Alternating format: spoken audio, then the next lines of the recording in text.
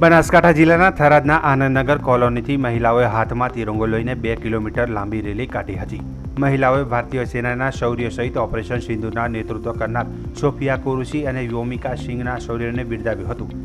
રાષ્ટ્રીય ગૌરવ અને સેનાના બલિદાન માટે મહિલાઓએ ઉત્સાહપૂર્વક ભાગ લીધો હતો।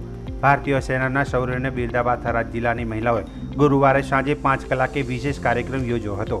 આનંદનગર કોલોનીથી મોટી સંખ્યામાં મહિલાઓ ભેગી થઈ હતી અને હાથમાં તિરંગો લઈને તિરંગા યાત્રા નીકાળી હતી। આ યાત્રા આનંદનગર કોલોનીથી શરૂ થઈ સ્વામી વિવેકાનંદ પ્રતિમા, મહારાણા પ્રતાપની પ્રતિમા પાસેથી બળિયા હનુમાન ચોક અને રામજી મંદિરથી પરત આનંદનગર કોલોની આવી હતી।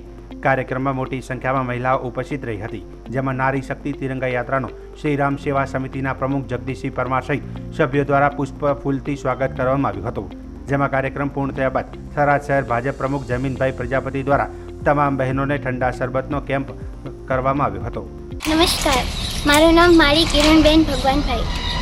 આપણે જાણીએ છીએ કે પહેલગામમાં જે આતંકી હુમલો થયો છે તેમાં આપણા પર્યટકોને ધર્મ પૂછી અને ગોળી મારીને હત્યા કરી દેવામાં આવી।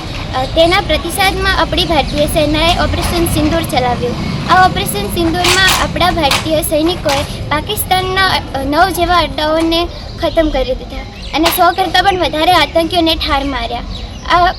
આ મિશનમાં આપણે ભારતીયોની નારી શક્તિ પણ સામેલ હતી।